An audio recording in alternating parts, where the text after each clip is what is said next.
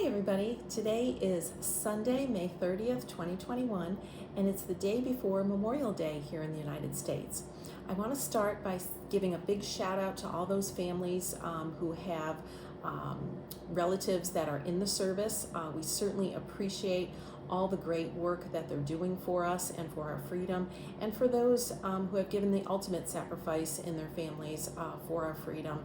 We are very, very grateful and do remember them this weekend.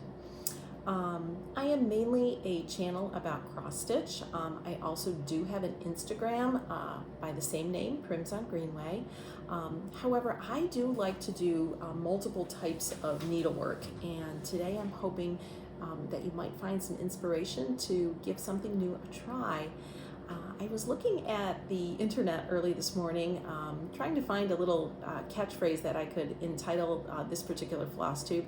And since it's such a variety of things, and a lot of times I kind of change things up just a little bit here or there, or do kind of a different type of finish, I ran across this particular phrase from Dr. Seuss that I'd like to read for you.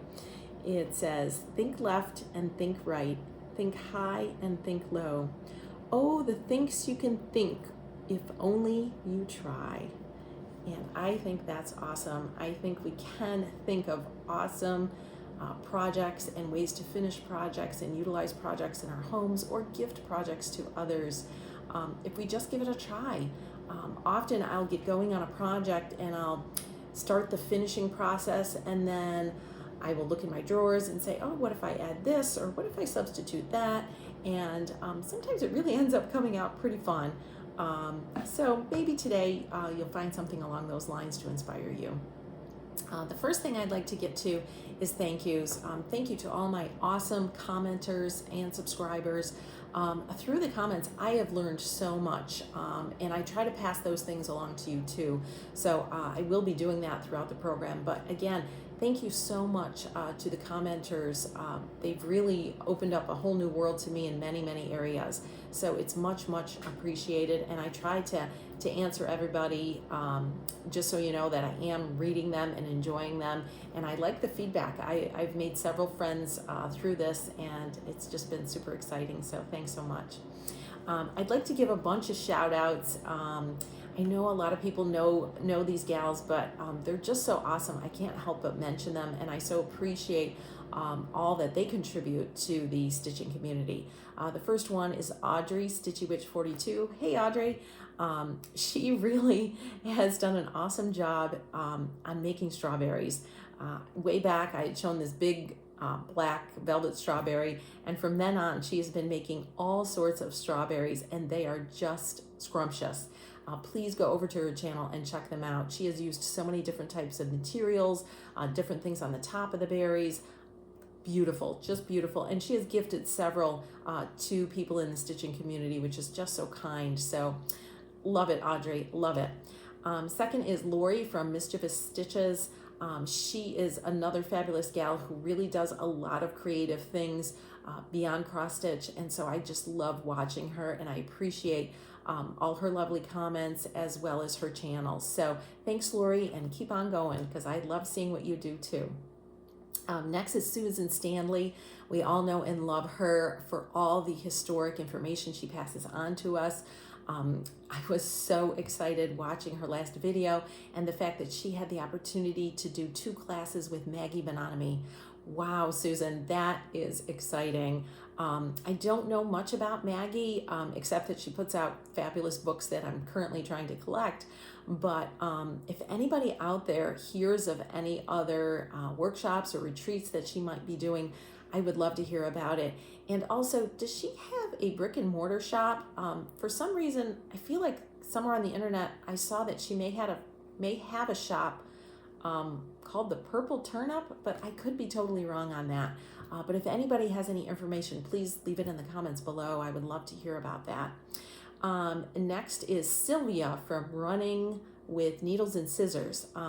She is awesome. I love all the things she stitches, and her last video is super, super special. So if you've not seen it, you need to jump over, stop this video, and go check it out.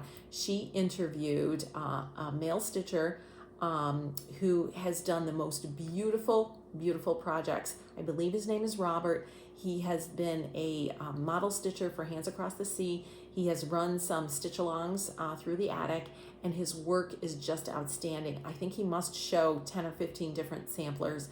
Please run over there and check that out. It's just awesome, and Sylvia did a great, great job with the interview. Next will be Nikki from Nikki Noodles over in Australia.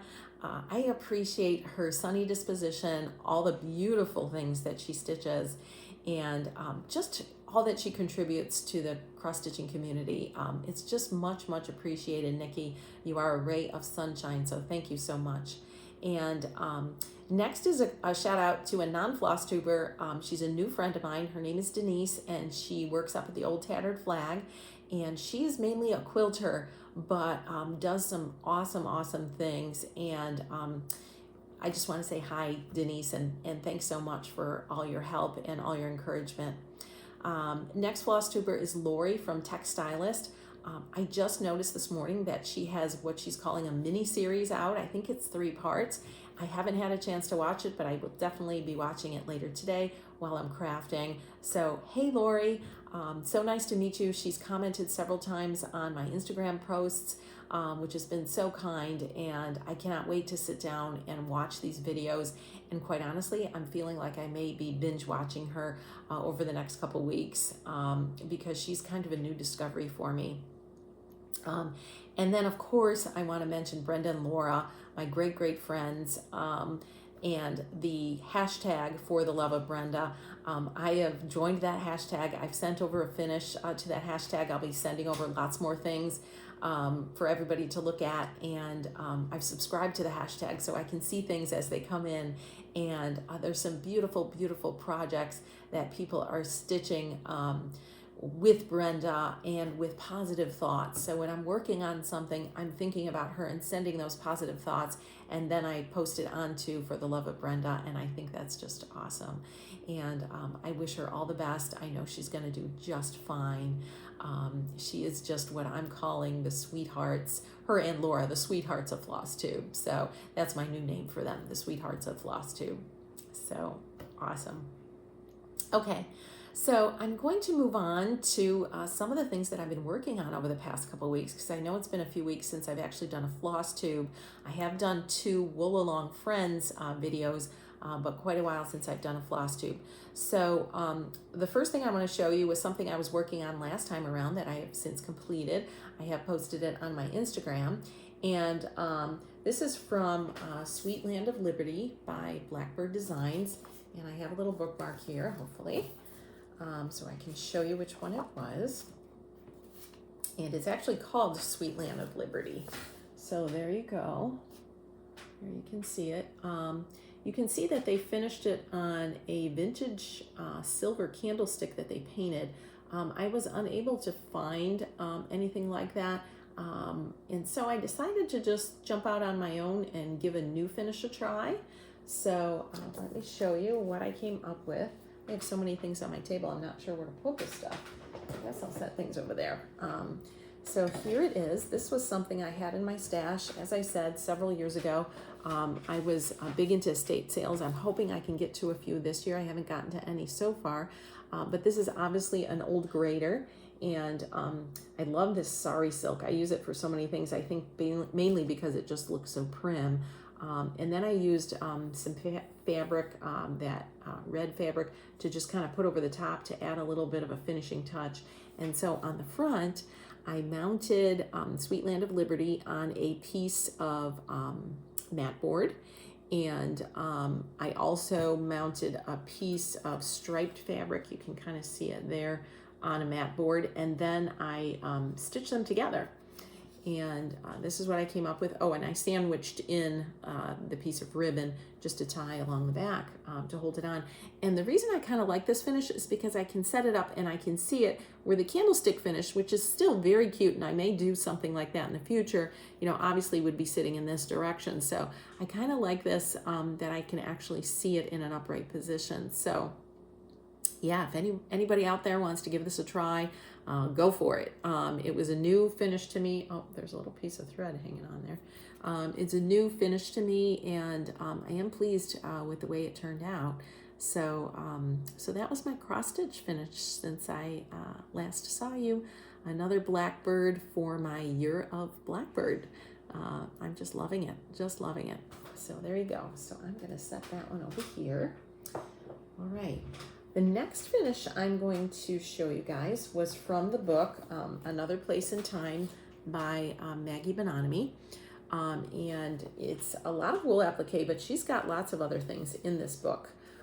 And the first one, first off, I want to say again, thank you to Kathleen, one of my subscribers who mailed this to me to borrow. I am using it and using it. I just love it. And when I opened the book, the first project that I saw was a framed paper pieced picture.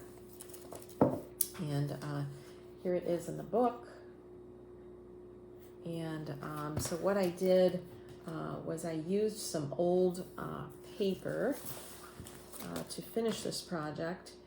And it was supposed to be mounted on a large piece of paper, but I didn't actually have a piece of paper that large, but I had plenty of fabric. So I took a piece of kind of cream colored fabric and I decided to coffee dye it to kind of give it that aged look. And then I found, I think it was when I was at Old Tattered Flag, they had a fabric glue called Fabric Fusion, I think by Aleene's. And I used that to adhere the paper to the fabric. This background fabric I bought at Tattered Flag. This was an old frame that I painted using the same paint I used for my shiffer robe. And so here's the piece. It's made of papers that I've had in my stash, basically book papers, old books. I should say that right. It's from old books that I've had in my stash that basically I just cut up and used for the project.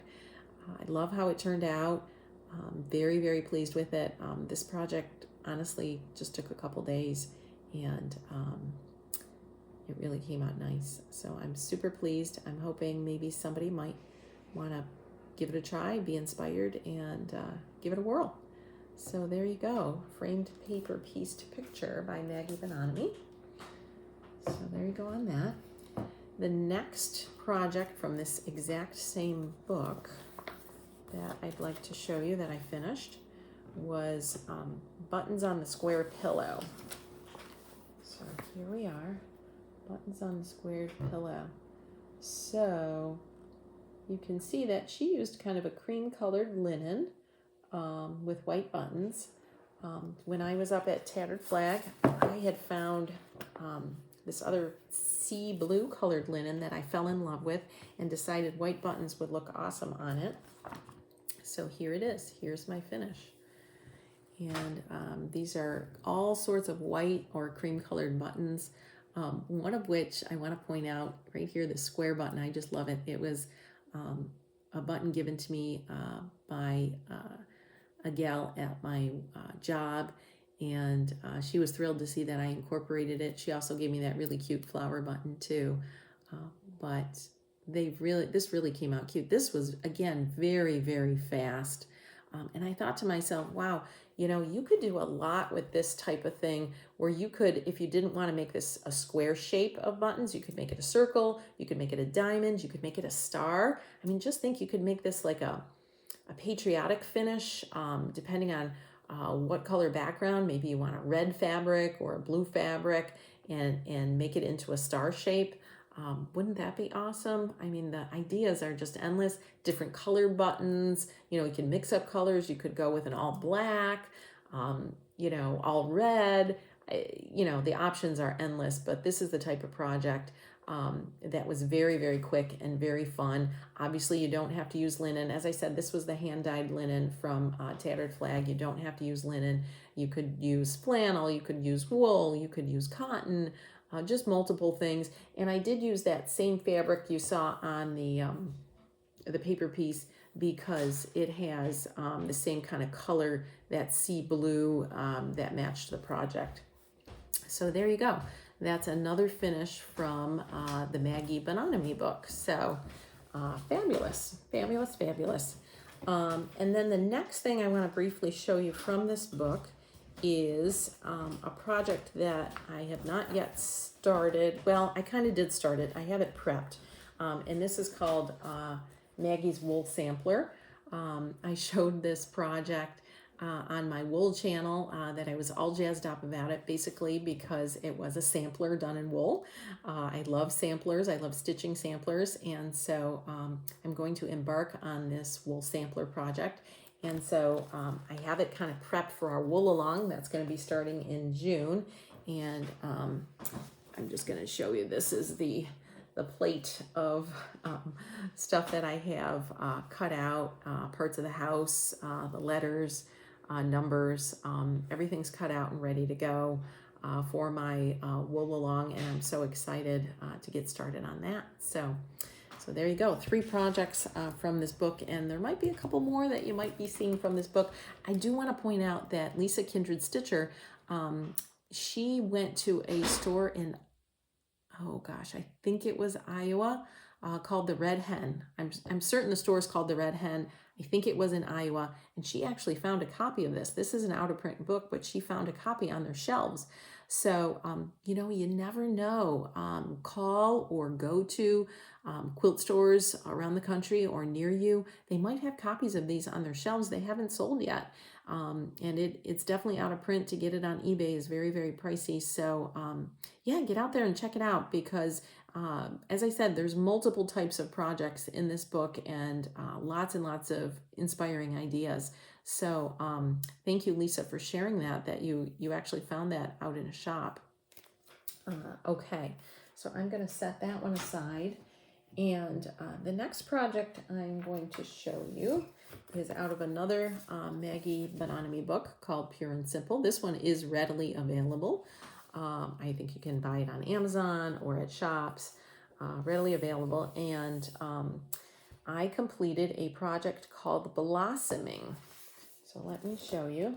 It's a little pouch. And what she was saying in the write-up is that you can use it maybe at a retreat, or if you're, you know, going to a flea market or an antiques auction, and you can just kind of put in there maybe your cell phone if you have a small one, or you can put in there, you know, a little bit of money and your ID if you don't want to take a big purse, or you can use it for stitching and put in some scissors or stitching supplies. But yeah, it's called Blossoming, and of course I didn't have the exact same colors, and I kind of changed the finish. They're showing it using a leather strap that you can wear around your neck. And I decided to finish it more in a way that I would just display it and not really utilize it. So let me show you what I came up with. Here it is. Here it is. So here's the little pouch, and it does have a working button, and I'll open it in just a second. I did line it, but in my stash I had this crafting rusty wire that I'd gotten years ago at a store that's no longer open. It was called Between Us Sisters. It was kind of one of those prim gifty shops, and she had you know, a few little things hanging on the wall that you could use for crafts, and one was rusty wire and one was rusty bells. So I had bought these quite a long time ago, and actually these are my last 2 bells. And it was kind of in a coil, and the funny thing is when I pulled the coil off, it naturally made this little loop in the middle, and I said, oh wow, that should look really cute. So I just fashioned it so it came down, and I did the little, I just kind of tucked it between some stitches and did the little curl and threw on the rusty bells, and then just put a little bit of ribbon here on the top.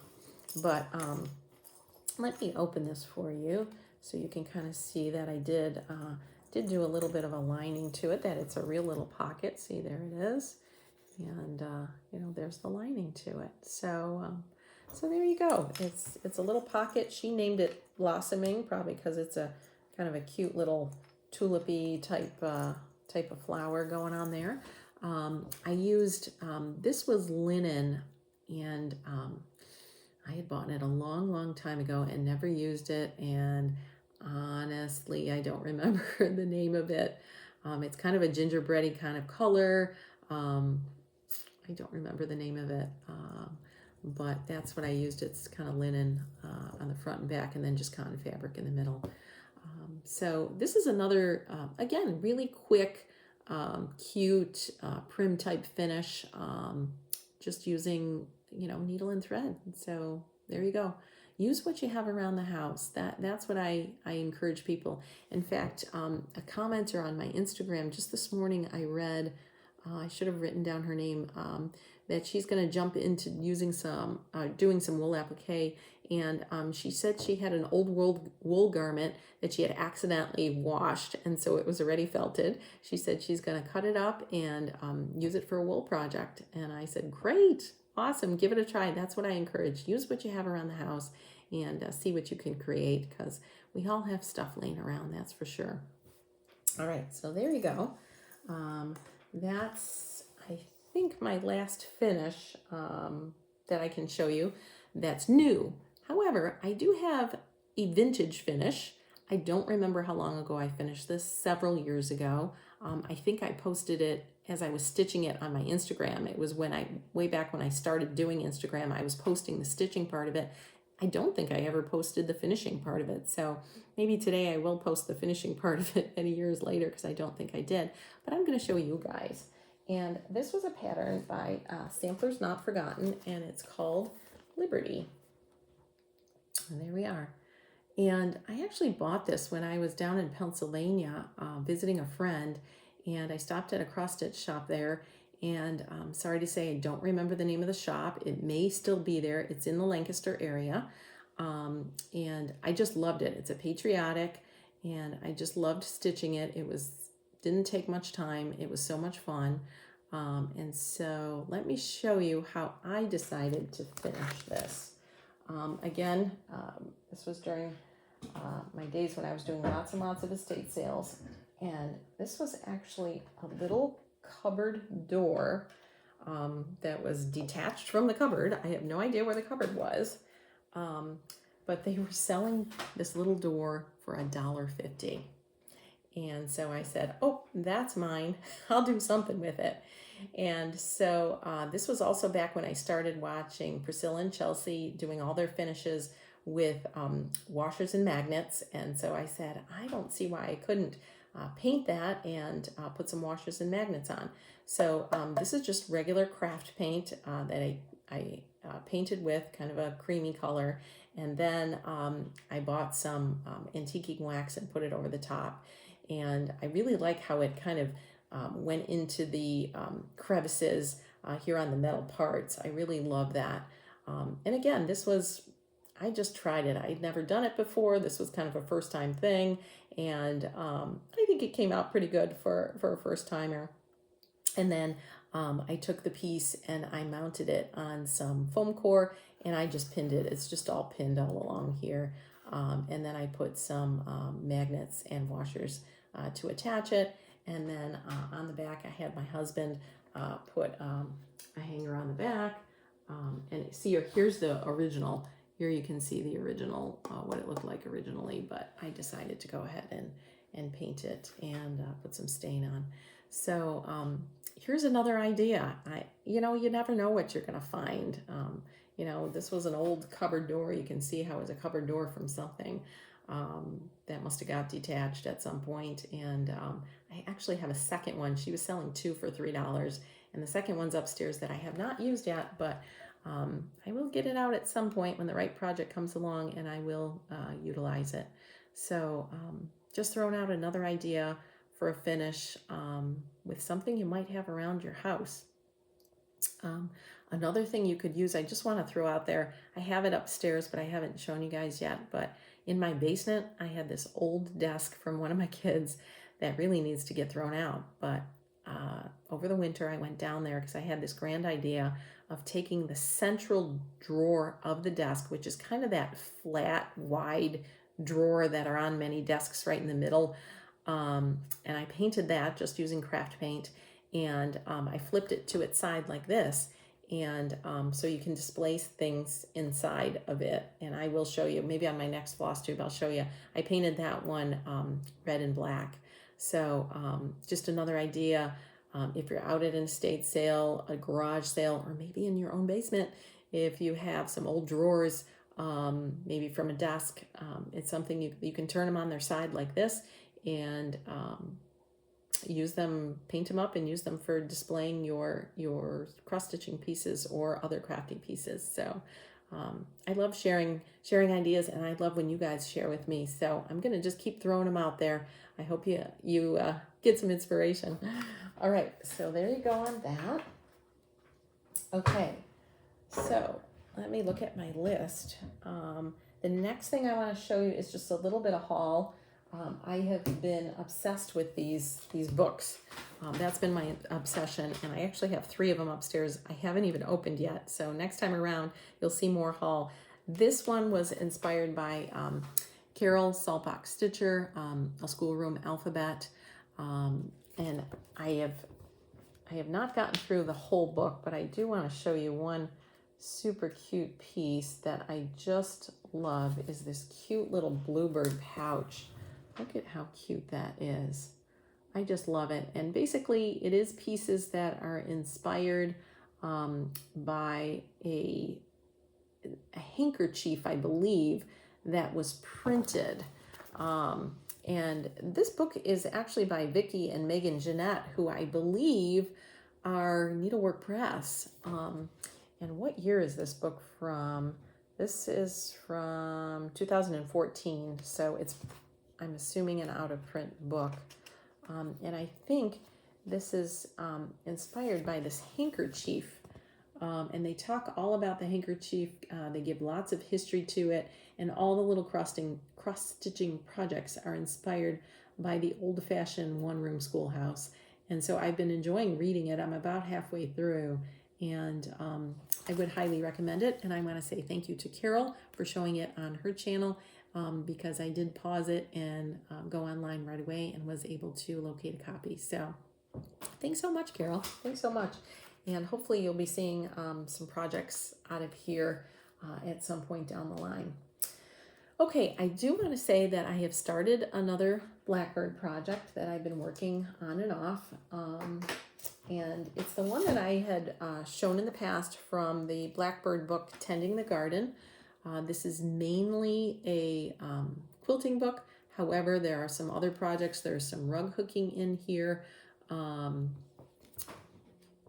I don't know if there's applique in here. I'm not sure about that, actually.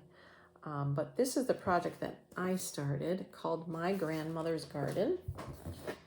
And there, there, I think you can see it there.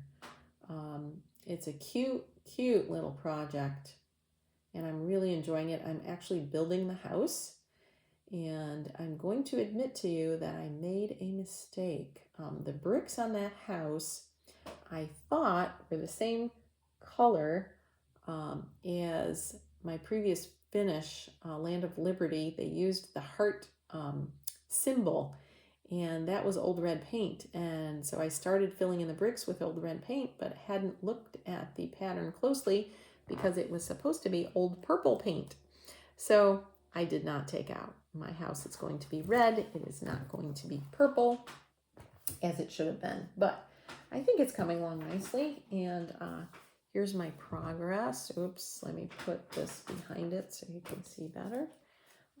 Here's my progress so far. So I'm basically just building the house at this point. This is, the fabric is 40 count Winter's Brew by R&R, and having a good time stitching on it and working on it little by little. Often I stitch very early in the mornings for maybe a half an hour or so, but every stitch counts, right? Every stitch counts. So I'm coming along on that, and even though my Woolalong is going to be starting, I am going to continue to work on the Blackbird design first weekend of the month with Brenda and Laura. I've really enjoyed looking at that hashtag and looking at all the awesome Blackbirds, and now I have bunches of them on my list. I don't know how I'm ever going to get through them, but I'm going to try. Okay, so next on my list is, I want to, well, it's kind of a shout out, and I'm kind of stealing somebody's idea, and I hope she doesn't mind. But this is Daleen from So Grateful. I really enjoy her floss tube. I discovered her a couple months ago. She is a ray of sunshine if I've ever met somebody who's a ray of sunshine. So definitely give her a watch. She just raises my spirits every time I watch a video from her. And on her last video, I thought she had a really neat idea. I know often in the stitching community, there's lots of giveaways and stitchy kindness, and she decided to go forward with choosing a couple people who were commenters from her previous video. And she really did not do the random comment generator. She just picked out a couple that she wanted to be kind to. And so I think I'm going to tear out a page from her book, and I'm going to pick a couple people from my last cross-stitching video that commented that I would like to send some stitchy kindness to. So I'm going to comment on their comment from last time, and I do think these two people are also on Instagram, so I also appreciate all their comments from Instagram. And I'm going to ask them if they would share their address, because I would like to send them some stitchy kindness. And those two people are Amy and Marjorie. And I'm hoping to go forward with this idea of stitchy kindness and just choosing some commenters from the previous video. So I think that'll be fun too. Okay, that is the end of my list, but I do have two more things I want to share. One briefly I want to mention is Michele from Under the Woolen Willow. Michele has been so generous for the Woolalong that I'm doing with Bonnie, Log Cabin Stitcher. Hey Bonnie. I want to point out also Bonnie has done 2 Woolalong videos. They are absolutely awesome. She has a very deep stash and a very deep knowledge, much deeper than my own. So definitely go over there and watch those videos. They will be very inspiring if you would like to get into doing some wool projects. But getting back to Michele from Under the Woolen Willow, she was very generous and donated 4 patterns for our Woolalong, and those have already been mailed out to the 4 winners.